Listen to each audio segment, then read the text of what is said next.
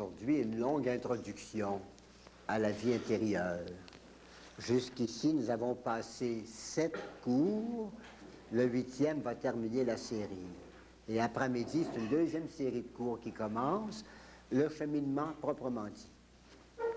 Alors aujourd'hui, je résume brièvement les 7 premiers cours pour enchaîner avec le 8e. Le premier cours de tous, c'était Dieu en nous. L'inhabitation du Saint-Esprit dans nos âmes, où on a dit peut-être plus exactement encore, présence objective de Dieu en nous, c'est-à-dire une présence de Dieu telle que on est capable, par la grâce, de prendre conscience de notre appartenance à Dieu. On est capable de prendre conscience que Dieu nous a donné non pas seulement la vie comme créateur, mais qu'il nous a donné sa vie comme Père. Hein? Et ça, c'est la prise de conscience qu'on est invité à faire, puisque c'est une réalité qui est en nous. Hein? On peut se tourner d'abord par la foi vers cette réalité-là. Dieu m'habite, et plus que ça, c'est pas seulement un petit coin dans mon cœur où Dieu est installé, mais il m'a transformé en enfant de Dieu. Il m'a donné par-dessus ma vie une autre vie qui est la sienne. C'est une vie surnaturelle. C'est au-dessus de la nature. C'est la grâce. Alors ça, c'était le premier cours. Comme cette présence de Dieu, elle est installée formellement dans l'intérieur de l'âme, dans l'essence de l'âme. L'essence de l'âme, ça veut dire que c'est pas ni dans la volonté, ni dans l'intelligence, ni dans l'imagination, ou la pensée, ou l'entendement, ou dans les facultés. C'est dans l'âme elle-même. C'est là qu'est la grâce. Alors, puisque c'est là, en plein centre de nous-mêmes, ça nous invite, par le fait même, à cheminer vers l'intérieur. Le cheminement devrait être à la recherche de celui qui est au centre de nous. Donc, un mouvement d'intériorisation. Le deuxième cours disait, avec des détails, ce que c'est que cette roulette-là. Hein? Les 3 profondeurs de l'âme, selon les découvertes qu'en a faites Sainte Thérèse, et ça s'avère une psychologie merveilleuse. Hein? Encore maintenant, il y en a beaucoup qui ne trouvent pas ça, mais encore cette semaine, on a trouvé des beaux textes dans la Bible qui expliquent, qui disent très bien la différence entre l'esprit et l'âme. Il y en a qui sont tout mêlés avec ça. Hein? L'esprit et l'âme, il y a une grande différence. Il faut la grâce du Seigneur pour nous faire comprendre cette différence-là. L'esprit, c'est quoi? C'est l'activité de l'âme. L'âme, c'est quelque chose, mais quelque chose de vivant. C'est une substance, c'est un quelque chose, un être. Subsistance, c'est un être. Hein? Mais cet être-là, il veut connaître et il veut aimer. Connaître, c'est la saisie du bien, du vrai. Aimer, c'est la saisie du bien. Or, il a 2 facultés pour faire ça. Il ne connaît pas, l'âme, elle ne connaît pas par elle-même. Hein? Elle connaît parce qu'elle a la faculté de connaître et la faculté d'aimer. La faculté de connaître, ça s'appelle l'intelligence, et la faculté d'aimer, ça s'appelle la volonté, spirituellement. Alors, ça sera l'activité de l'âme. Quand l'âme connaît, bien, c'est l'esprit de l'âme qui connaît. Ça va? Si l'âme aime, c'est encore l'esprit de l'âme qui va aimer. L'âme, par son esprit ou par sa volonté, va saisir le bien. Hein? À part de ça, le sens, c'est le prolongement de tout ça dans notre sensibilité, car on n'est pas des anges, on est des humains. Puis on a la chair, on a le cerveau, on a le système nerveux, on a tout cet être physique-là. Alors notre vie d'âme, ça veut se prolonger jusqu'aux extrémités de notre être, jusque dans le sensible. Hein? Alors, la vie spirituelle, ça consiste à faire le contraire. à partir du sensible, puis à pénétrer par en dedans. Hein? Alors, c'était notre deuxième cours, ça. Troisième cours, le plus important de tous, c'était l'oraison. On a vu là que pour pouvoir vraiment pénétrer à l'intérieur et chercher Dieu qui est au milieu de nous, eh bien, ce mouvement-là, cette activité-là, c'est l'oraison. En d'autres mots, l'oraison, c'est le geste d'un enfant de Dieu qui se tourne vers Dieu puis qui dit « J'irai vers mon Père ». À chaque fois qu'on fait une prière vraie, ou chaque fois qu'on fait ce geste-là, avec des paroles ou des gestes, c'est une prière. L'oraison, c'est ça, c'est se tourner vers Dieu. Il y a des gens qui disent des prières sans prier. Puis il y a des gens qui prient sans dire des prières. Comme la bonne dame qui disait un jour, « Père, vous nous enseignez des prières silencieuses, puis restez tranquille devant le bon Dieu. » Là, on m'a dit, « Je ne suis pas capable de faire ça. J'ai bien trop de prières à faire pour faire ça, moi. » Ben, voyez-vous, c'était des prières qu'elle faisait, puis elle laissait tomber la prière. C'est très important de savoir ça, que prier, c'est pas dire des prières. Il faudra en dire, en groupe surtout, à l'église ou ailleurs, mais c'est clair qu'il faudra en dire, puisqu'on est des humains, puis il faut se comprendre. Hein? Mais prier, c'est pas ça. Prier, c'est tourner son cœur vers celui qui habite le fond de notre âme. De n'importe quelle façon qu'on le fasse, avec un geste, avec un sourire, avec une fleur, que sais-je, avec des grandes choses, avec des offrandes, des pénitences, tout ce que vous voudrez. Hein? Mais du moment que votre cœur d'enfant de Dieu est réveillé et qui se tourne vers le bon Dieu, là, au-dedans, c'est de la prière. Ça va? Après ça, ben, on a vu dans le cours 4e que la prière, si on veut que ça soit vraiment quelque chose de bien, là, d'efficace, de sanctifiant, on fait la prière toujours accompagnée de Jésus et de Marie. On tâche de faire toute sa vie de prière en union avec Jésus et Marie. Mettre Jésus, Marie dans notre âme tout le temps. Hein? Par exemple, dans nos peines, ben, on porte ça avec eux autres. Hein? Jésus, je te dis, c'est une grosse journée que j'ai à faire. Hein? J'ai le rhume, j'ai un gros cours à donner, ça va rien. Hein? On va faire ça avec toi, c'est du bon monde qui est devant moi, là, ça va bien marcher. Hein? Tu sais, on marche avec Jésus ou avec Marie. Hein? On se dira, par exemple, tu n'as pas assez d'autres, toi, Marie. Hein? Alors, ben, on va faire ça ensemble. Hein? C'est ça. Si on veut que ça réussisse, il faut être très, très proche de Jésus et de Marie. Il ne faut pas être scrupuleux là-dessus, puis dire, j'ai oublié de dire Marie, puis ça ne marche pas. C'est pas ça. Hein? C'est pas ça. Mais comme quelqu'un qui aime un autre, ben, on y pense souvent, puis on y pense un peu tout le temps. Puis à toutes nos démarches, on les met avec nous autres. Hein? C'était notre cours 4. Ça va? Le cours 5 et 6, c'était les obstacles. Quand on veut cheminer comme ça vers l'intérieur, forcément, on rencontre des obstacles. Plus on est dans le sensible, plus ce sera des obstacles sensibles. Hein? Et plus tard, il y aura des obstacles plus spirituels. On ne se démêlera pas tellement. Il y aura comme des nuages, on ne verra pas trop clair.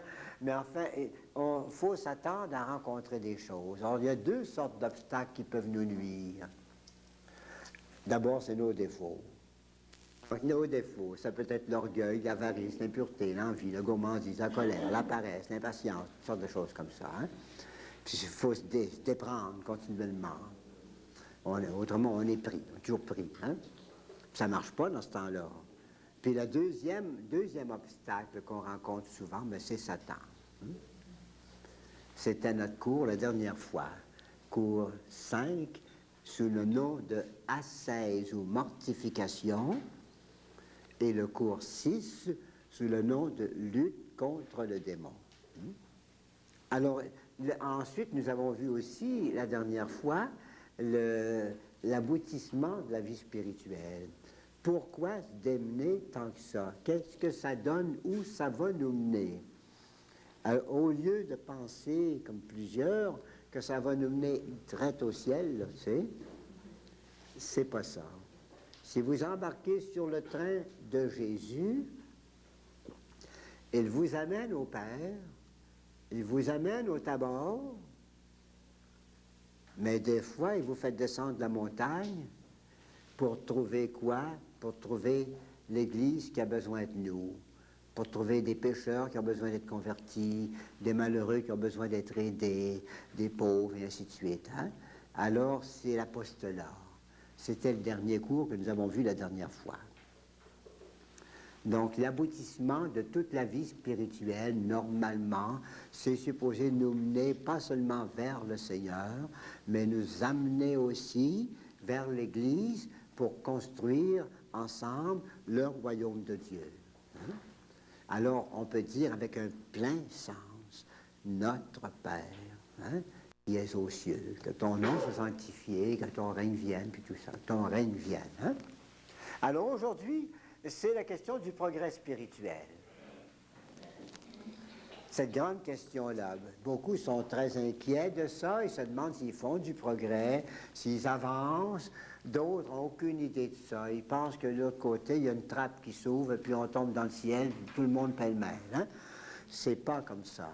Il y a du progrès. Parce que la vie spirituelle, c'est une vie. Or, une vie, c'est soumis à la loi de la croissance. Nos vies à nous, nos vies humaines, sont soumises à la croissance aussi, mais on peut dire, depuis le péché d'Adam, sont soumis à l'usure. Alors, en général, on croit, on monte, on fait un bon bout de chemin dans la vie. Parfois, on est assez glorieux, on se pense bien glorieux, tu sais. On brille un peu, puis après ça, on ralentit, puis on raccourcit, on ralentit, puis on se couche plus longtemps, puis on travaille moins longtemps. Et puis finalement, on dit je suis plus capable. Mais normalement, ça ne devrait pas être comme ça. C'est à cause du péché que c'est comme ça. Une vie, c'est pas une mort. Une vie, c'est une vie. Notre vie, nous autres, est rongée par la mort. Hein? Le péché a introduit la mort qui nous ronge. Mais la vie spirituelle, elle ne suit pas ces lois-là. La vie spirituelle, c'est la vie du Seigneur en nous, et elle veut grandir tout le temps, tout le temps. Hein? Jusqu'au dernier temps, jusqu'à notre mort. À ce moment-là, on a fini de grandir, et puis on va à la récompense. Hein? Alors, c'est cette question-là. La croissance dans les âmes. Croissance de la grâce dans les âmes, ou la croissance des âmes dans la grâce, dans cette vie-là. Première idée du cours, c'est que c'est un fait, c'est pas une invention. C'est quelque chose de vrai. C'est un fait. Et la preuve, c'est que l'Évangile l'affirme. C'est donc un fait affirmé dans l'Évangile. Deux beaux textes nous disent ça, entre autres.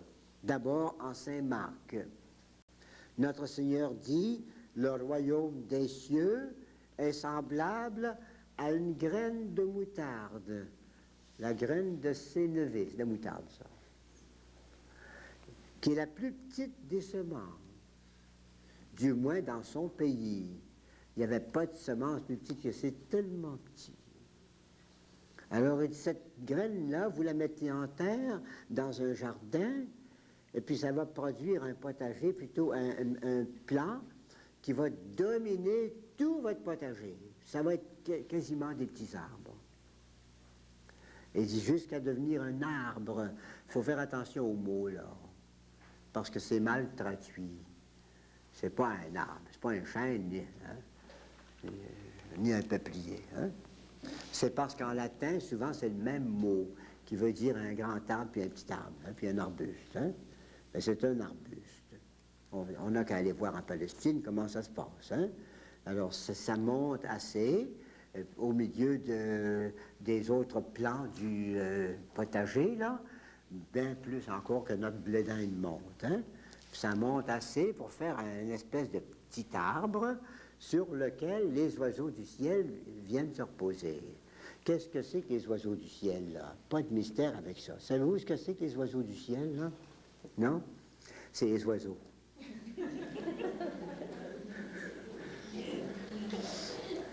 Nous autres, en Amérique, on parle sec, hein? On est sec, on n'est pas poète, nous autres.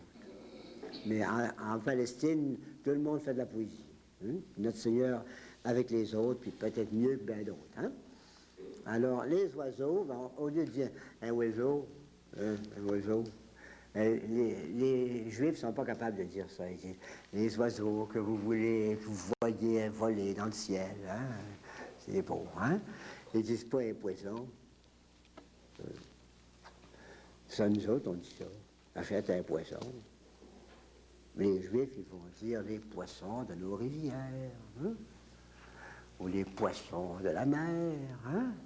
C'est simplement ça. Il faut bien voir, c'est pas en mot juif, mais c'est du style juif. Hein? Ça va? Alors, ça devient donc assez grand comme potager, comme plan de potager, qu'il y a des petites branches, hein, puis des petits oiseaux viennent se percher là-dessus. Non, c'est quelque chose de sérieux. Il ne fera pas ça sur un plant de tomates. Hein? Il ne fera pas ça sur un plant de betterave. Hein? Mais là-dessus, il y a des petits oiseaux qui vont là. Alors, c'est pourtant la plante qui avait comme semence la plus petite semence. Donc, c'est dire quoi? Que le royaume des cieux, ça veut grandir. La croissance.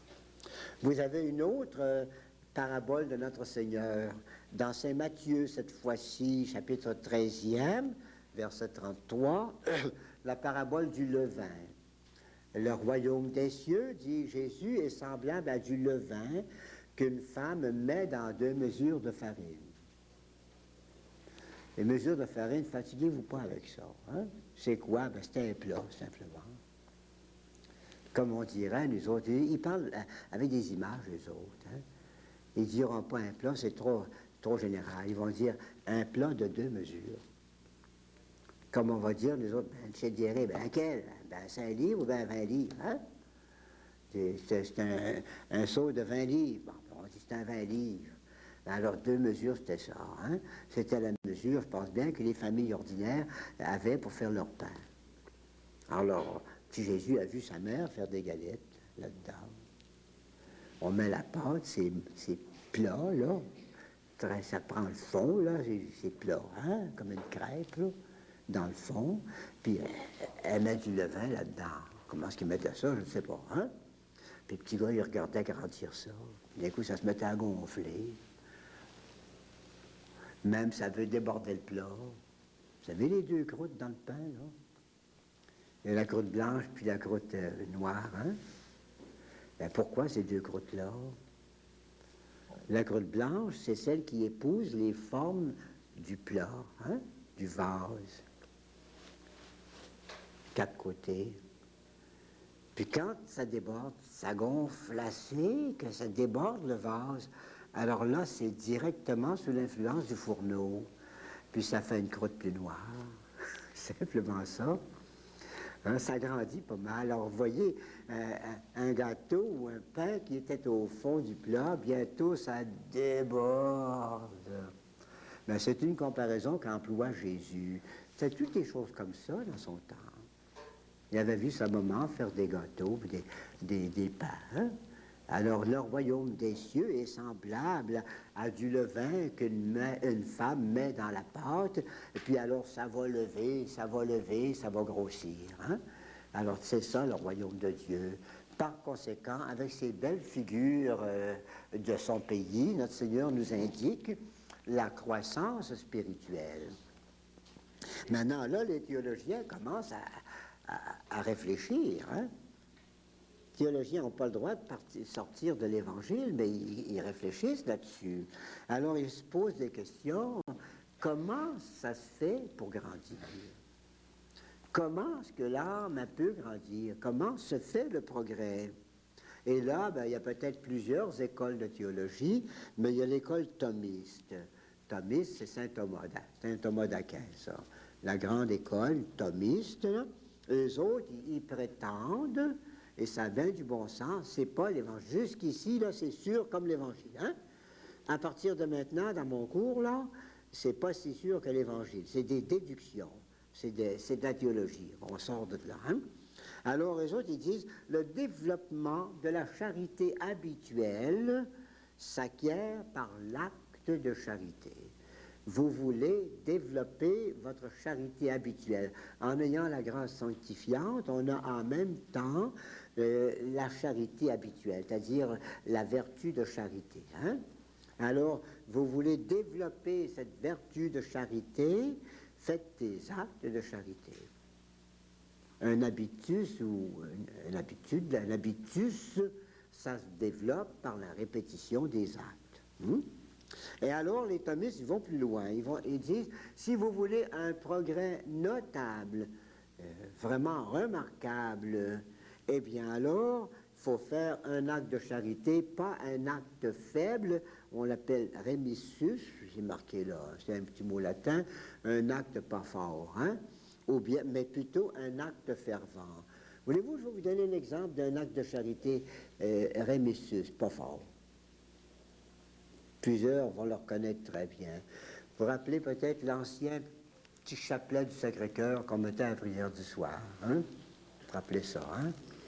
50 fois. Après avoir fait tous les actes du chrétien, le chapelet, le grand chapelet, on avait ordinairement le petit chapelet du Sacré-Cœur. C'était tout écrasé sur le bord de la table, le monde, là, à genoux, puis écrasé, puis on disait, du cœur de mon Jésus, faites que je vous aime de plus en plus. Faites que vous aime de plus en plus. Faites que vous aime de plus en plus. Faites que vous aime de plus en plus. Faites que vous aime de plus en plus. Faites que vous aime de plus en plus. Il l'avait 50 fois comme ça. Hein? C'était pas gaspillé, vous savez. Je ne peux pas dire que ce monde-là n'avait pas de mérite, mais il n'avait pas gros. Parce que c'était des actes peu intenses. Hein?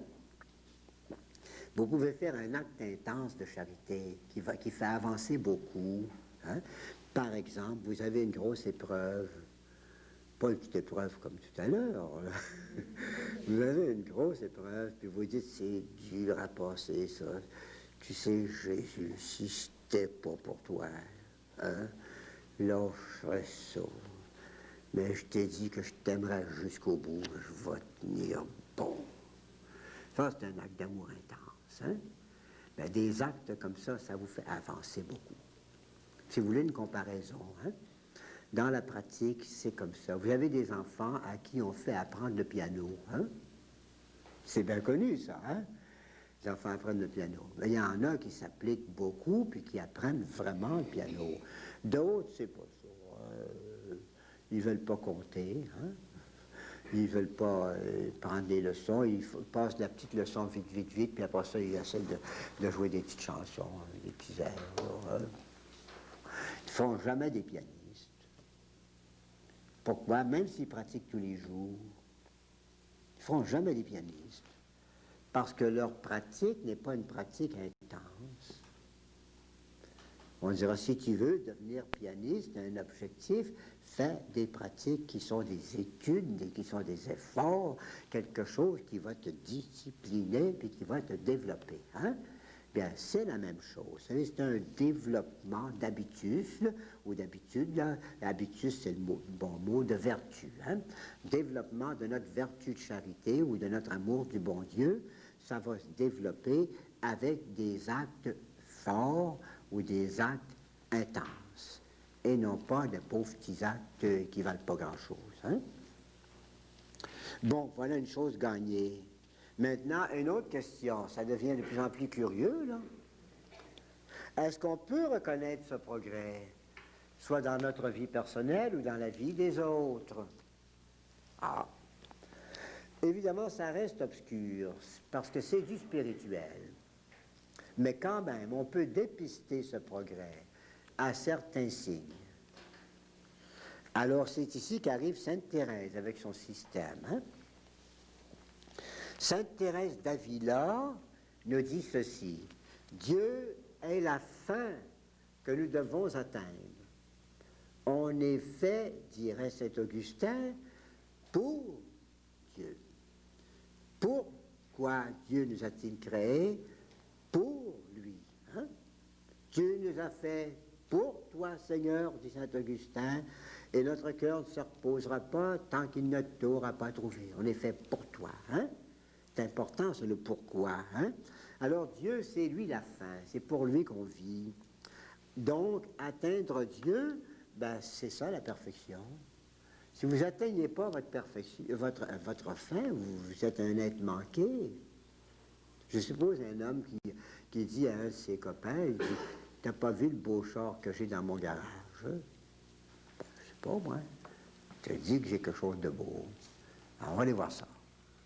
Ils arrivent au garage, puis il y a un beau grand char, là, tout chromé partout, puis capitonné. Oh, que c'est beau. Quel magnifique char que tu as là. Est-ce qu'on l'essaye?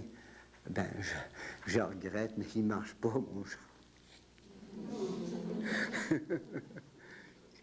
Il a beau être beau, il n'atteint pas sa fin, il n'y a aucune perfection, il ne vaut rien. Il vaut seulement de la ferraille.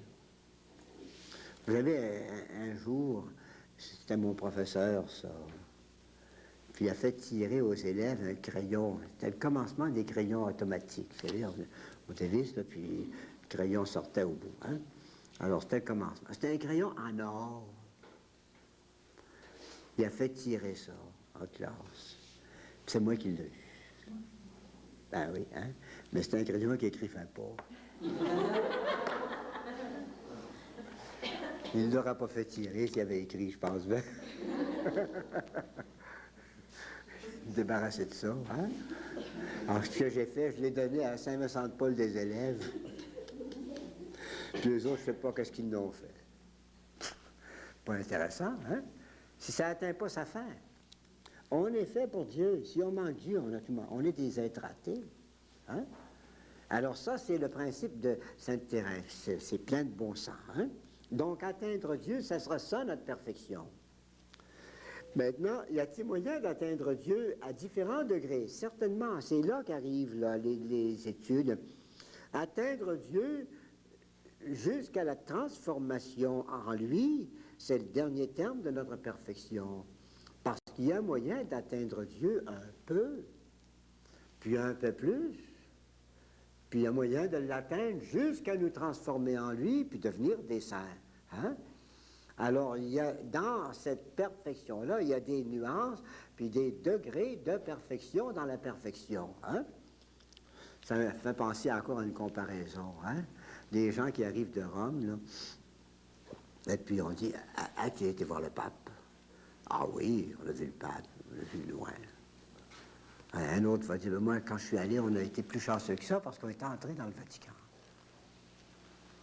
Oh, ça c'est plus rare. Avez-vous vu le pape dans le Vatican? Non, mais on a passé à l'étage du pape. Mais on passait devant sa chambre. Mais lui, il ne l'a pas vu. Non, la chambre était fermée. Hein? Bon, il est manqué.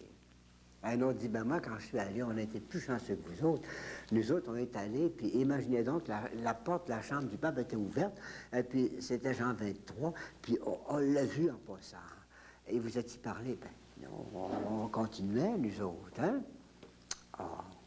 Un autre va dire, moi, j'étais encore plus chanceux que vous autres, parce que quand on a passé devant la chambre du pape, là, imagine donc, c'était Jean 23, puis il sortait de sa chambre, puis il est arrivé juste chez nous autres, puis il nous a dit un mot gentil. Oh, ben ça, par exemple, hein? Puis il y en a un autre qui vous écoute, puis à la fin, il dit, moi, je suis plus chanceux que vous autres, je mange avec lui tous les jours. C'est la même chose, ça vient des chrétiens. Ah oui, on est avec le Seigneur, oui, correct. Ben oui. Mais ils sont loin d'être intimes, hein? Ils l'ont, le Seigneur, ils n'ont pas envie de le lâcher, mais ils n'ont pas progressé beaucoup. Hein? Alors vous saisissez l'idée du progrès dans la perfection. Alors qu'est-ce que ça va être? La perfection sera donc dans l'union parfaite, l'union transformante. On avait dit ça en conclusion du cours numéro 1, référence. Hein? Et le progrès spirituel, alors, normalement, sera marqué par le progrès dans l'union. s'il y a moyen de mettre des degrés dans l'union avec le Seigneur, ces degrés-là seront les degrés de la perfection. C'est l'idée de Sainte Thérèse. Alors, Sainte Thérèse veut nous décrire cette marche vers la perfection. Dans sa vision du globe de cristal, vous savez, la roulette, ceux qui ne seraient pas au courant encore, là, cette roulette-là, là, c'est un schéma sec. C'est un schéma sec du globe que Sainte Thérèse a vu. Sainte Thérèse avait vu devant elle, en vision, un globe de cristal qui était divisé à l'intérieur par 7 appartements, 7 compartiments concentriques, un dans l'autre. Puis elle avait remarqué que l'appartement du centre, le dernier centre, était tout rempli de lumière, tandis que plus ça s'en allait vers les bords, plus c'était embrouillé, même sombre. Alors ça lui a fait comprendre que ce centre lumineux-là, c'est la présence de la Trinité dans notre âme et que justement, il faut faire un trajet, un cheminement d'intériorisation vers le centre. Donc, il s'agit de s'intérioriser jusqu'à la rencontre de Dieu, jusqu'à l'union avec Dieu, c'est plus encore que le rencontrer, jusqu'à vivre de sa lumière, de sa motion du Saint-Esprit, au centre de l'âme. Alors, au point de vue de l'union, nous allons faire ce point de vue-là d'abord, et au milieu de la page suivante, on fera la pause. Au point de vue de l'union, c'est la division essentielle. Et il y a d'autres manières de voir les progrès de l'âme, on va les voir rapidement après ça. Mais la manière principale de voir le progrès, c'est vraiment dans l'union. Donc, 7 demeures non cloisonnées.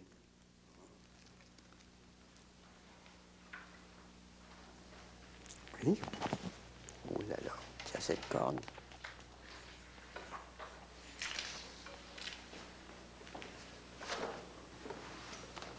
Un bon bout de graisse.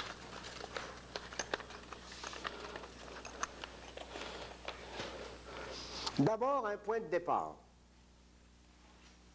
Vous partez d'un point de départ, soit votre baptême, soit votre conversion. Un point X. Où en êtes-vous à ce moment-là? Vous avez un certain degré d'amour du bon Dieu, de vie divine, bon, vous partez de là. Alors, vous allez cheminer une première course jusqu'à une sorte d'étape.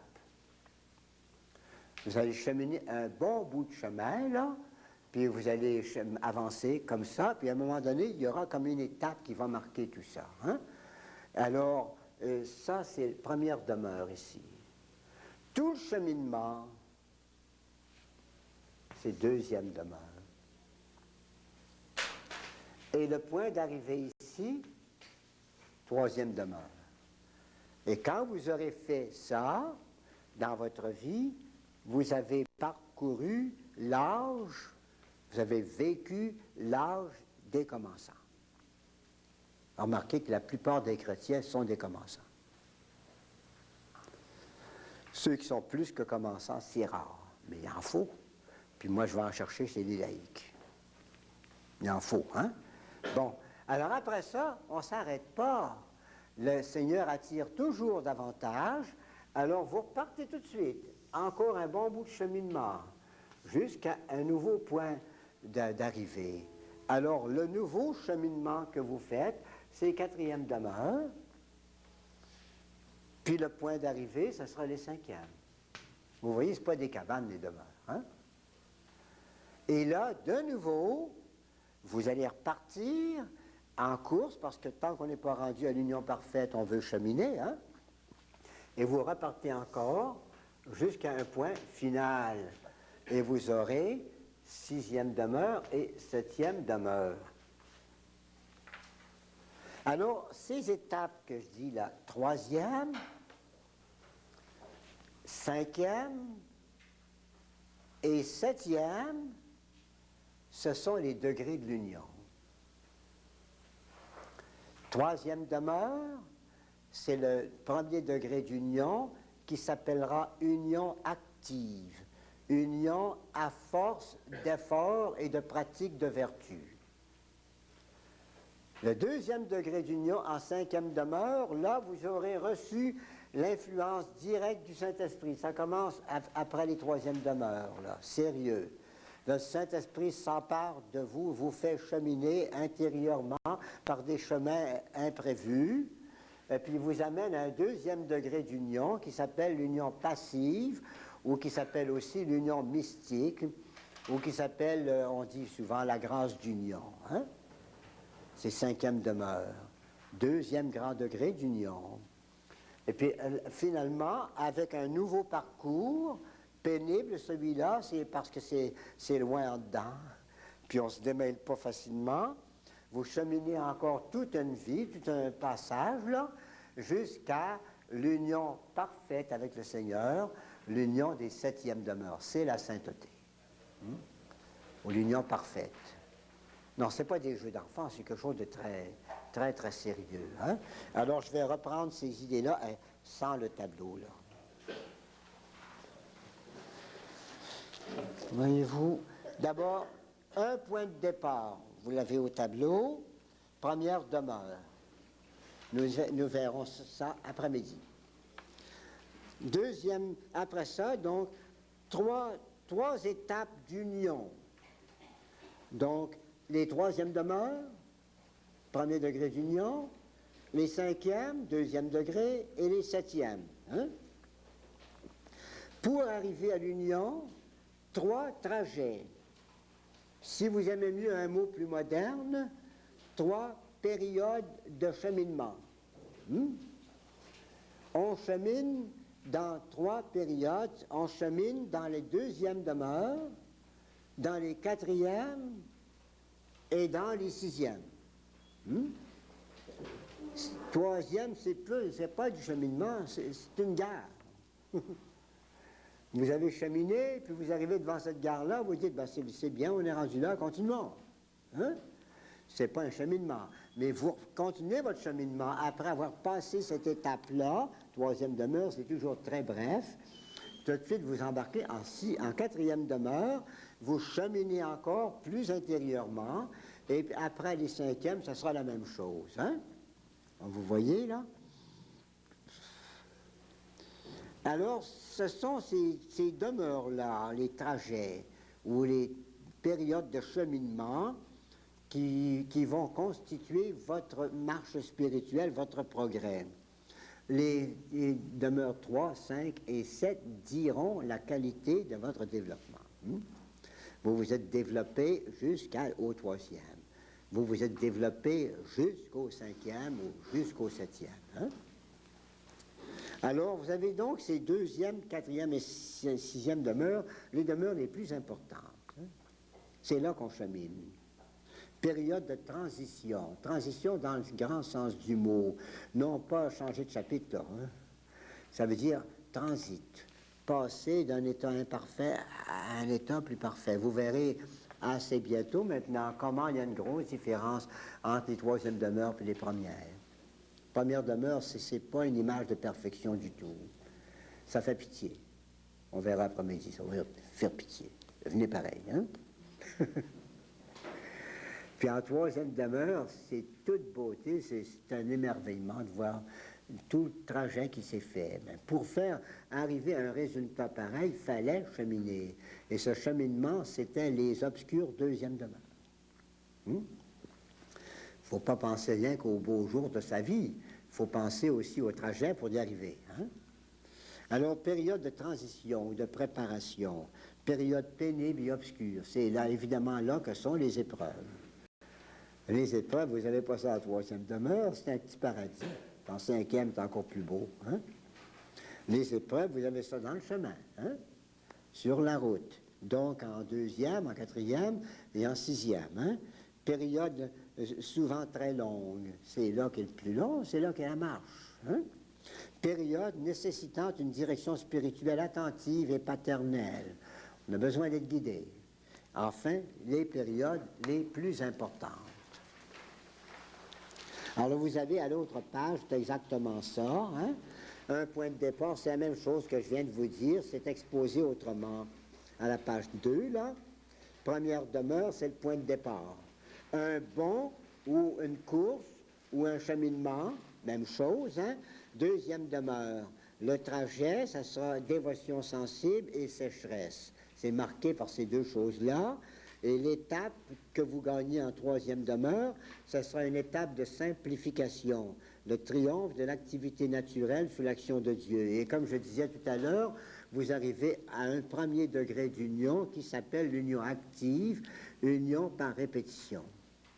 C'est-à-dire, à force de dire au Seigneur, je te veux, puis je ne vais pas te manquer, puis reste avec moi, puis abandonne-moi pas, ben on finit, ben, on est tellement achalant qu'on s'unit, hein? Mais il faut faire ça aussi. Seigneur, lâche-moi pas, puis je veux pas que tu me lâches, puis moi non plus, je veux pas te lâcher, puis restons toujours ensemble, Seigneur, puis donne-moi ta grâce, parce que je voudrais pas perdre, je voudrais pas reculer, et puis toute cette affaire-là, puis des prières, puis des prières de communion, puis des prières de ferveur, puis des adorations, puis une sorte de choses. Je vais en faire assez, Seigneur, que je vais te rejoindre, hein, Seigneur, je veux avancer, puis je veux avancer, hein. Vous savez, c'est ça que j'appelle l'union active, hein. À force d'insister, ben, on finit qu'on pense toujours à lui, on est unis de notre côté. C'est pas garanti que lui s'unira. En cinquième, là, c'est vrai, par exemple. Alors, après ça, vous repartez tout de suite. Au quatrième demeure, c'est un trajet marqué par la nuit du sens. On verra en détail plus tard. Et l'étape que vous atteindrez, ce sera l'union de volonté. Cette fois-ci, elle est passive. Qu'est-ce que ça veut dire?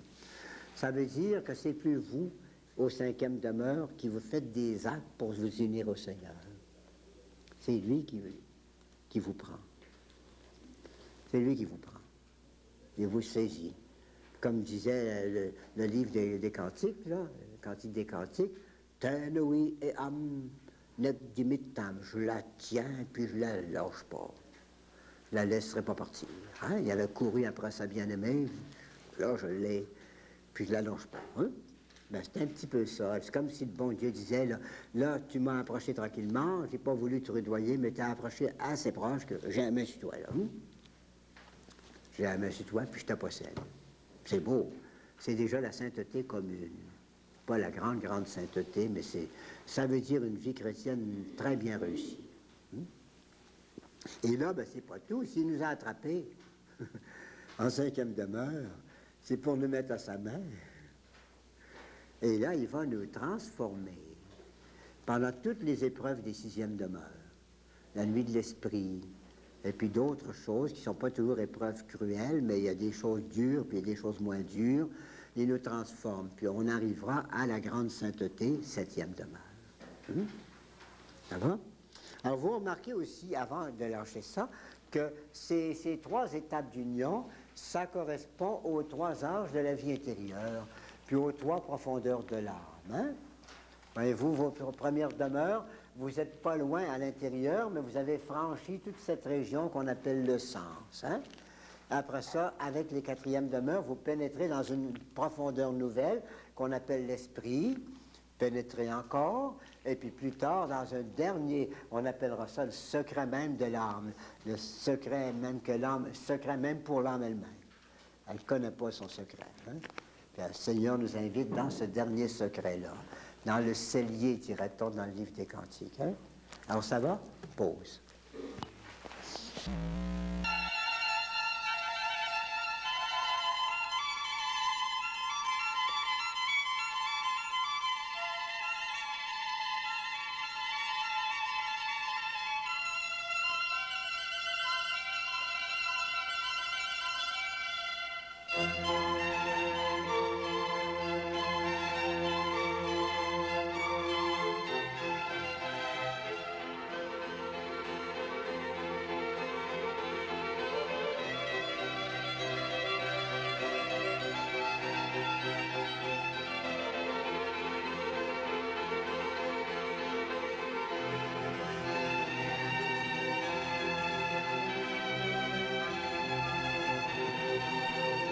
Alors, nous sommes à la page 2 de 29, au milieu.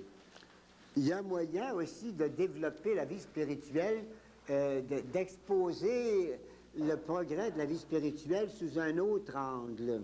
Et c'est très à la mode maintenant, c'est l'angle de l'activité de Dieu. Qu'est-ce que Dieu fait et qu'est-ce que Dieu ne fait pas? Hein? Qu'est-ce que nous faisons? Qu'est-ce qu'on laisse faire Dieu? Alors vous allez remarquer, vous avez un petit tableau là, à cette page 2, là, la deuxième moitié, au point de vue de l'activité de Dieu et de l'âme. Alors on a mis à gauche l'activité de Dieu, ça c'est la grâce, et on dira même le Saint-Esprit, si on veut, c'est une façon de parler. Et activité de l'âme, c'est les efforts, les techniques, surtout les efforts. La 16. Dans la première phase de la vie spirituelle, donc première, deuxième et troisième demeure, tout ça, là, premier âge, première profondeur, l'activité de Dieu, vous voyez, on n'a rien mis. Il y a toujours la grâce, mais ce n'est pas la grâce, l'activité directe de Dieu.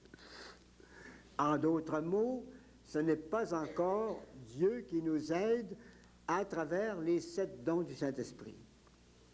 La question des 7 dons du Saint-Esprit, ça va commencer à la deuxième phase, là, hein?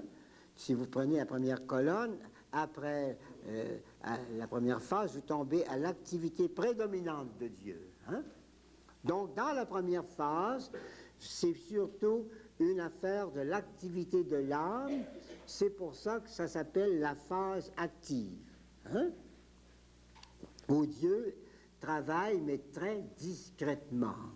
C'est à coup d'effort. Souvent, c'est comme si Dieu n'était même pas là. On fait des efforts, on dit corrige tes défauts. Fais ton possible, et fais quelque chose, puis corrige-toi, puis améliore. Puis on dit, mais le bon Dieu, ben, demande, dis sa grâce. Mais moi, je ne la vois pas, tu l'as pareil. Marche. Hein? Ça, c'est la première phase. Hein? Première phase. Alors, ce n'est pas encore les dons du Saint-Esprit parfaitement réveillés. Au contraire, ce n'est pas éveillé. Alors, activité prédominante de l'âme, avec activité de Dieu au second plan, si on peut dire, caché un peu, voilé. Première demeure, vous verrez tout à l'heure après-midi, il n'y a pas grand-chose là-dedans. Bon, insistons pas, j'ai rien mis. Hein? Deuxième demeure, il n'y en a pas d'activité de l'âme en première demeure, c'est les gens qui font rien. Qui font rien pour le bon Dieu. Hein? Deuxième demeure, c'est celle-là qui chemine, qui est très importante, on l'a vu tout à l'heure, là. Alors, l'oraison qu'on va faire pour nous faire avancer et nous faire gagner l'union, là, ça sera une oraison active. L'oraison active, c'est celle qui n'est pas encore faite par la grâce du Saint-Esprit, par les dons. Ça veut dire quoi? Ça veut dire des prières vocales, seules ou en groupe, des récitations de prières. Ça veut dire même un commencement de lecture spirituelle, de lecture méditée, de méditation. C'est toujours actif, ça. Hein? Méditation, c'est un effort. Ça veut dire aussi des oraisons un petit peu plus simplifiées, comme l'oraison d'affection, de recueillement, d'affection, puis même, ben c'est déjà troisième demeure.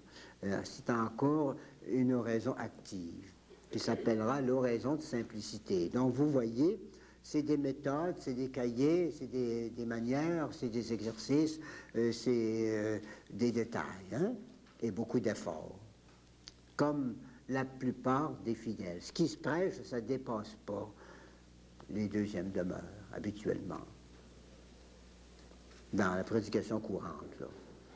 On ne dépasse pas les deuxièmes demeures. Il faut venir au cours pour ça, hein? Non, mais c'est vrai, on ne peut pas prêcher les 4e, 5e demeures dans une grande église paroissiale. Hein? Les gens seraient débordés. Hein? Il n'y en aurait pas 1 sur 10 qui comprendrait quelque chose. Hein? Alors, on ne prêche pas ça. Hein? Mais ici, au cours, il y a des hommes avides, vous en connaissez, hein? Qui veulent le Seigneur, puis qui viennent chercher quelque chose. Hein? Alors, deuxième phase, C'est les quatrièmes demeures. Quatrième, cinquième, sixième et septième demeure. Cette fois-ci, vous voyez que du côté de Dieu, la part devient très forte. Hein? Activité prédominante de Dieu. C'est Dieu qui prend les devants et qui va faire le cheminement. C'est sa grâce qui mène là, maintenant. Hein? On dit sa grâce, souvent on dit l'action du Saint-Esprit. Hein? Là, alors, vous avez le travail des vertus pendant que Dieu fait l'oraison. On s'occupe moins dans cette phase-là des techniques de prière. Mais on essaye de donner du fini aux vertus chrétiennes. On dit, bon Dieu, qui se débrouille avec notre prière. Puis seulement nous autres, on va développer pendant ce temps-là la patience. Par exemple, suppose que vous avez une demi-heure d'oraison, puis vous n'avez rien senti comme présence de Dieu, absolument rien, c'est plat, c'est gris. Ben, vous dites, moi je pratique la patience, mon Seigneur, puis toi, fais la prière dans mon cœur. C'est lui qui prie, hein? Le Saint-Esprit vient en nous et prie avec des gémissements. Souvent, c'est des gémissements pour lui, des gémissements pour nous autres aussi. Hein? Donc, c'est le travail des vertus. On tâche de limer, de perfectionner les vertus qu'on avait, mais sans forcer, là, mais c'est ça qu'on a à faire. Puis pendant ce temps-là, Dieu, lui, il nous donne la prière toute faite, sous forme de contemplation. Alors, au quatrième demeure, voyez-vous, pendant Dieu manifeste, c'est la lumière du Verbe qui voile les images et les pensées. C'est beaucoup dire. Ça veut dire que ça bloque vos méditations. Quand vous avez les quatrièmes demeures, là, en oraison, dans les temps forts, vous n'êtes pas capable de méditer, votre méditation est morte, vous ne comprenez plus rien, vos pensées, vos images, tout ça est voilé. Puis pendant ce temps-là, vous cultivez, voyez-vous à droite, là, vous cultivez la foi. Votre rôle, c'est de faire la foi, puis le rôle du Seigneur, c'est de vous éblouir, puis de vous cacher votre méditation. Hein? Chacun son affaire. Cinquième demeure, là, Dieu saisit, la sagesse d'amour saisit l'âme et donne l'union. Premier degré, le deuxième degré d'union, cinquième demeure. Hein?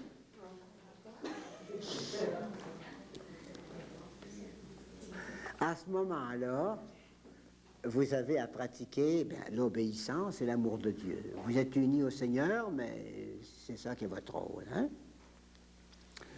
Sixième demeure, la sagesse fait entrer l'âme dans le mystère de l'Église et les richesses du Christ Jésus par des touches et des délaissements.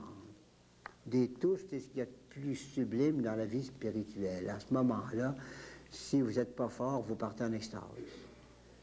Si vous êtes fort, ben vous restez tranquille, mais c'est fort en dedans. Hein? Et puis, pendant ce temps-là, ben, vous pratiquez, oui, il y a les délaissements. Après ça, quand il lâche le Seigneur, ben là, c'est dur, pas pour rire. Hein? Il vient, il vous comble, puis il disparaît, puis il revient. Puis c'est des moments très durs. Alors, qu'est-ce que vous avez à pratiquer dans ce temps-là? L'espérance et la pauvreté sous la conduite de Petite Thérèse. Vous voulez, c'est son domaine, ça. C'est dans ce coin-là qu'on va voir la Thérèse de l'Enfant Jésus comme un docteur. Hein? C'est son domaine très fort, ça, l'espérance, purifiée par la pauvreté. Après ça, vous allez arriver au septième demeure. Là, le chrétien est à sa vraie place dans l'Église, dans le royaume. Hein? Et l'âme remplit sa vraie mission. Alors, qu'est-ce que vous avez à pratiquer? La chasteté pour être tout au Seigneur, et la charité fraternelle pour faire les œuvres du Seigneur. Comme une épouse, hein, est tout à son mari, puis tout aux œuvres de son mari. Ça, c'est comme ça que le Seigneur nous traite, là. Hein? Il veut nous avoir tout à lui. C'est une affaire de chasteté selon son état. Et puis, après ça, ben, il nous envoie dans l'apostolat parfait. Hein? Alors, ça va. Une autre manière de voir les progrès, c'est au point de vue de la transformation, spécialement la transformation qui se fait sur le plan formation de l'apôtre. Parce que le Seigneur, vous savez, ce qu'il veut, c'est pas tellement que moi je sois un saint. Ça, il veut certain, vous aussi. Hein? Mais ce qu'il veut, c'est leur royaume. L'obsession du Christ, c'est leur royaume pour son Père. Il est venu pour leur royaume. Ça, c'est sérieux dans la pensée du Christ. Hein? Évidemment, leur royaume, il va le faire avec des hommes, il va nous ramasser, puis il va nous faire comprendre qu'il faut entrer dans le royaume. Il parle toujours du royaume. Tu n'auras pas peur au royaume de Dieu, ou tu auras peur au royaume de Dieu. Si tu veux avoir peur au royaume, c'est comme ça, toujours le royaume. Saisissez bien Jésus dans l'Évangile. Hein? Le mauvais riche, plutôt le jeune homme riche, là. Tu n'auras pas peur si tu ne veux pas laisser tes biens, te détacher, ainsi de suite. Le garçon, il s'en va comme ça. Triste, il a manqué le royaume. Hein? C'est toujours ça l'idée de Jésus. Et évidemment, dans le royaume, il veut des saints. Puis il veut même des saints pour faire le royaume. Comme il voulait une sainte pour donner la vie à Jésus, hein, le rôle de la Vierge Marie, mais chaque chrétien va avoir aussi un rôle comme ça dans la construction du mystère de Dieu, hein, ou le royaume. C'est très important. Alors, vous avez la formation se fait par étapes. Aux 3 premières demeures, l'apostolat qu'on fait à ce moment-là, c'est un apostolat actif. On donne son nom pour faire des œuvres. On entreprend des choses. On dit j'ai quelque chose à faire là. On dit j'ai du bien à faire par là. Ou bien on crée une petite œuvre. Ou bien on embarque dans une œuvre. Et puis c'est ça. On se débat, puis on se débat dans les œuvres. Hein? C'est l'apostolat actif. À partir des 4e demeures, le chrétien est saisi par Dieu. C'est la grâce du Saint-Esprit, là. Il est saisi par Dieu pour devenir instrument d'apostolat. Alors on donnera comme règle aux 4e demeure, pendant que Dieu vous travaille par la contemplation, dépensez-vous pas trop en apostolat. Donc, au 4e demeure, c'est le commencement de la contemplation, ça. Alors, on dirait, laissez-vous emplir par Dieu.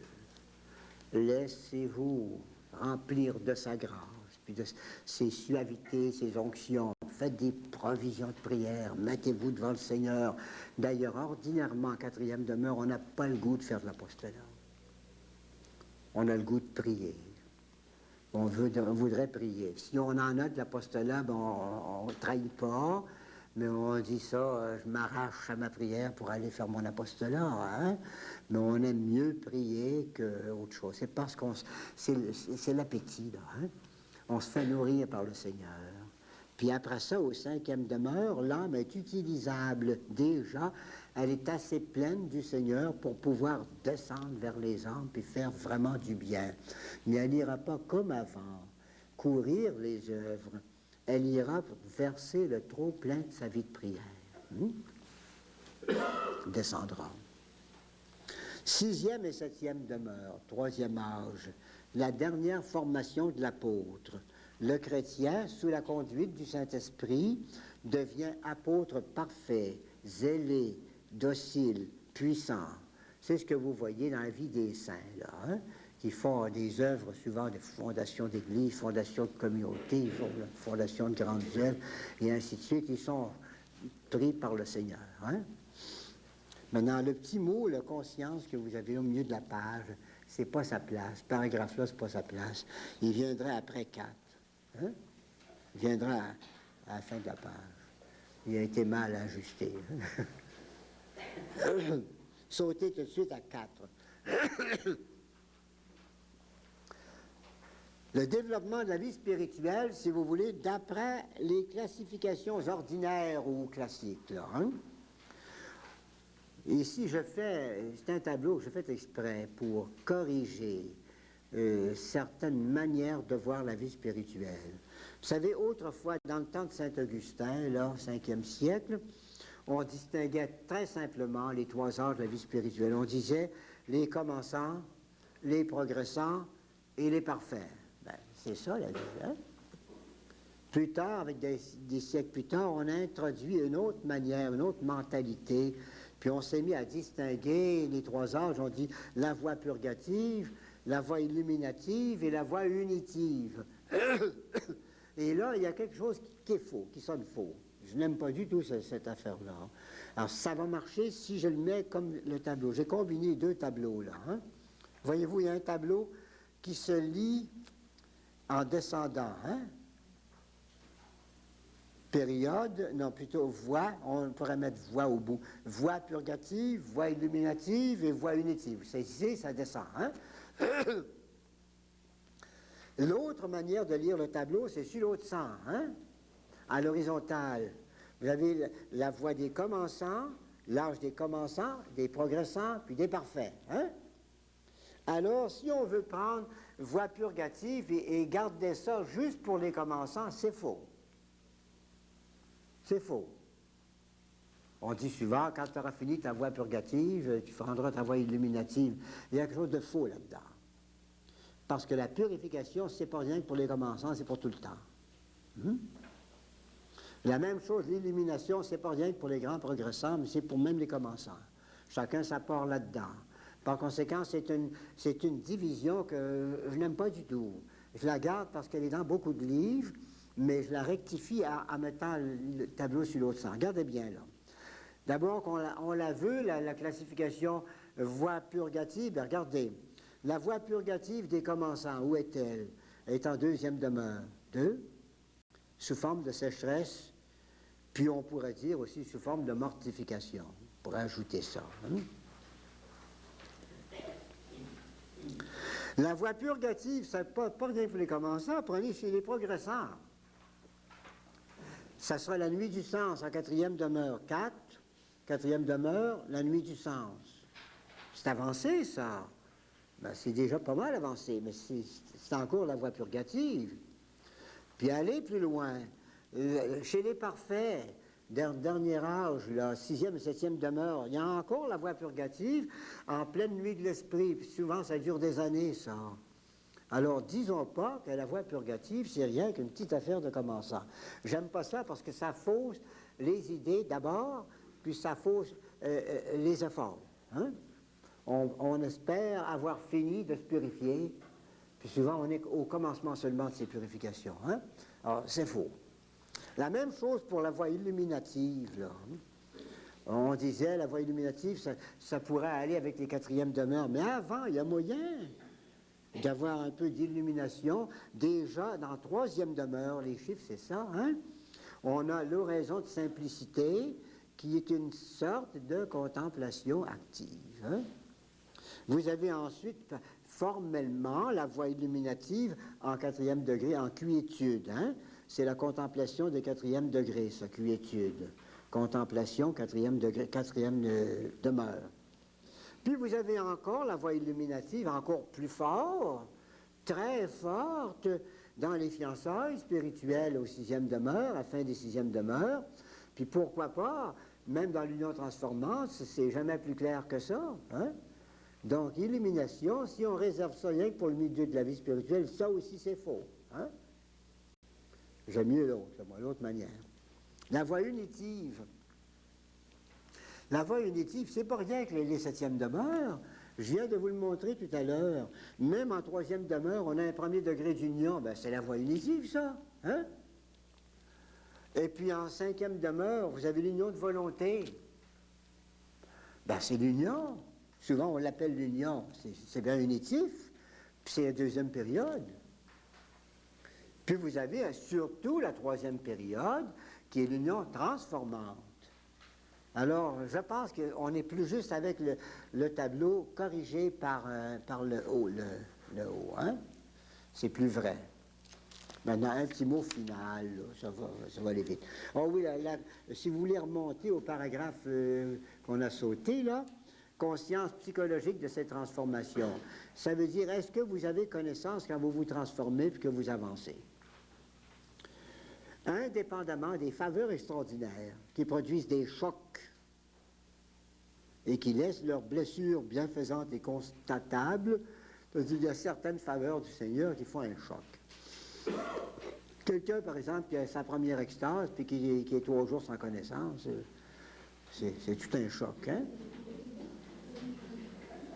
Tout un choc. Puis une semaine après, il est encore malade. Ça fait mal dans les os. Au fond, c'était les muscles. Hein? Mais ça fait un choc, puis on s'en souvient de ça. Hein? Alors, s'il y avait ça, bien évidemment, vous pouvez dire, là, j'ai eu un progrès certain, puis je m'en suis aperçu. Hein? Mais le progrès régulier de tous les jours, c'est pas si marqué que ça. Hein? La grâce, généralement, établit progressivement dans l'âme la paix et l'équilibre, les deux grands signes. La paix et l'équilibre. Si on part en déséquilibre, c'est pas le Seigneur qui est là. Hein? Bon, maintenant, on va retomber au dernier paragraphe, là, B. Mystère de la croissance. Les tableaux des étapes, on a vu en gros, on verra en détail maintenant, donnent l'impression qu'il est aisé de démêler les progrès d'une âme. Vous savez, et situer une âme. Il y en a qui peuvent le faire avec beaucoup d'expérience. Mais il ne faut pas penser qu'en prenant le cours, là, puis aussitôt qu'on aura vu deuxième demeure, troisième demeure, vous serez capable de dire aux gens, toi, je te connais, t'es en troisième. Hein? Puis toi, c'est pas si facile que ça. C'est pas si facile que ça. Hein? Les cas concrets sont pleins de mystères. Il y a beaucoup de gens qui se font prendre avec ça. Ils viennent me trouver des fois, puis ils disent, je vais donner un beau cours, Père, sur l'union transformante. Savez-vous, j'ai vécu ça. Hein? C'est bien, hein? Je dis pas non, c'est eux que je dis. Ils disent qu'ils ont vécu ça. Mais quelques années après, je les vois revenir. Hein? Ils ne comprennent plus partout, là. Là, ils sont dans la sécheresse par-dessus la tête, ils ne comprennent plus rien. Oh! Alors, vous savez, c'est facile de lire, même on lit Saint Jean de la Croix, ou on lit Je veux voir Dieu, on lit un beau chapitre, puis on dit, je comprends ça, je lis ça, moi. Oui, vous pouvez le vivre en partie. Mais le vivre à tel point que ça ait transformé votre vie, c'est pas pareil, ça. Hein? Vous pouvez, évidemment, par une espèce de comparaison interne, là, dire, ben, c'est quelque chose, je connais quelque chose un peu comme ça. Hein? Ça, oui, mais allez pas mettre un chiffre. Hein? Surtout, mettez pas un numéro de demeure. La plupart de nos bonnes gens, c'est deuxième demeure. Hein? Faites-vous-en pas. Les troisième demeure, quatrième, ça prend quelqu'un pour vous démêler un peu. Hein? Alors, c'est difficile, c'est plein de mystères. D'abord, obscurité du mode de croissance. Tout ce qui croît, ça croît dans le mystère. Hein? Même un brin d'herbe. Obscurité de la vie, de la grâce elle-même, qui est insaisissable sans le lumen glorieux. Le lumen glorieux, c'est le ciel, ça, tout simplement. Tant qu'on n'est pas au ciel, dans la lumière de gloire, on ne peut pas saisir la grâce elle-même. C'est par les effets. Obscurité des manifestations authentiques du progrès. Et ça, je le développe ici, à la page 4.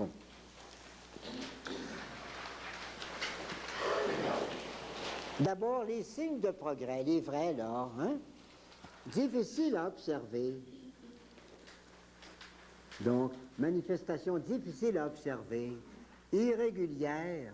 Parfois, il vous semble que c'est ça, hein? Mais 2 mois après, c'est plus ça. Hein? C'est irrégulier. Souvent mélangé d'éléments étrangers, soit d'un peu de maladie, de nervosité, ou que sais-je. Hein? Ensuite, ces manifestations-là sont adaptées et soumises à divers tempéraments avec des réactions diverses. Il y a des vertus souriantes, des vertus austères. Il y a des vertus austères, des vertus généreuses, des vertus entreprenantes. L'action de Dieu, vous savez, arrive en lumière blanche et générale. Et rarement, elle produit directement un effet sensible. L'effet sensible vient du tempérament. Presque tous les phénomènes spirituels observés, là, hein, c'est tributaire du tempérament. La grâce du Seigneur, vous savez, il n'y a pas 36 sortes de grâce. Hein, c'est toujours 2 choses, lumière, amour. Toujours ça, plus fort, moins fort. Toujours ça. Alors, si vous avez une tête pour prendre la lumière, ben vous direz c'est bien clair. Hein? Si vous avez un cœur pour prendre l'amour, vous direz ça, c'est bien fort, là, du côté amour. Il y a toujours les deux, mais dans des proportions différentes, puis ces proportions-là, ça ne dépend pas de lui, ça dépend de nous autres. C'est pour ça que les mêmes grâces ne font pas le même effet dans deux personnes différentes. Hein? Alors, il ne faut pas juger. Il faudrait être bien habile, bien au courant, bien spécialiste pour juger les choses. Hein? Manifestations, ensuite, ça c'est bon à savoir. Les manifestations de la grâce là, sont de moins en moins sensibles à mesure qu'une âme avance. Plus vous avancez dans la vie spirituelle, plus les grandes grâces du Seigneur vont vous paraître sans effet, sans apparence. C'est comme ça, par exemple, qu'au 7e demeure, on a dépassé les extases, il n'y en a plus. Pas besoin de ça. C'est dépassé. Donc, quand quelqu'un se vante d'extase, là, ou bien c'est malade, ou bien c'est avancé, mais c'est jamais 7e demeure. 7e demeure, c'est de l'autre bord de ça. Comme, si vous voulez, l'âme de la Vierge Marie, l'âme de Jésus. Il ne faut pas penser que la Vierge Marie était toujours en extase, puis à l'envers. Elle était parfaitement équilibrée. Personne ne pouvait savoir son degré de sainteté, excepté par le critère simple. Elle fait toujours la volonté de Dieu. Elle dit toujours oui à Dieu. C'est tout ce qu'on avait pour dire la sainteté de Marie. Les gens disaient, c'est une bonne petite femme qui élève bien son enfant, qui est bien gentille. Tout le reste, il n'en savait rien. Ça dépasse tout ce qui s'est dit dans les livres. Hein? Alors, quand quelqu'un arrive vraiment à la sainteté, il a dépassé toute la période des phénomènes. Hein? Par conséquent, ne dites pas, il n'y a plus de sainteté. Jugez, par exemple, que la petite Thérèse n'est pas aussi sainte que la grande Thérèse. On n'en sait rien. Mais jugez ça, là. Hein? C'est un jugement qui est présomptueux. Même s'il n'y avait pas de manifestation spéciale dans la petite Thérèse, ça ne veut pas dire qu'elle n'était pas sainte. Ça voulait dire peut-être qu'elle était très, très sainte, au-delà des choses spéciales. Hein? Alors, il ne faut pas juger d'après ça. Vous comprenez? Alors, on est limité dans nos cancans. Hein? Maintenant, difficile d'interprétation des signes de croissance. Même si les signes sont là, à cause de la mobilité de l'âme qui va d'une demeure à l'autre, souvent, vous savez, on n'entre pas dans les demeures comme en claquant une porte, en disant j'ai fermé la porte des premières demeures, puis me voilà en deuxième. C'est pas comme ça, hein? On arrive là-dedans comme on arrive dans les saisons. Hein? Vous savez, l'hiver, il va-t-il venir? L'hiver, ben, il est venu. Mais il a pris du temps. Hein? Puis le printemps va-t-il venir? Hein? Puis ça va comme ça, une espèce de va-et-vient. N'ayez pas peur. Au mois de juillet, il va faire plus chaud qu'aujourd'hui. Ça s'en va quand même de ce côté-là. Alors, il vient un temps qu'on arrive, mais pensez pas, vous savez, à une progression en flèche. Là. Pas de ça. Hein? Alors, c'est ça qui est embêtant. Aussi, ce qui arrive, c'est que Dieu nous joue des tours. Il intervertit les grâces. Donner, par exemple, au 5e demeure, des grâces de 5e demeure avant qu'on soit rendu au 4e.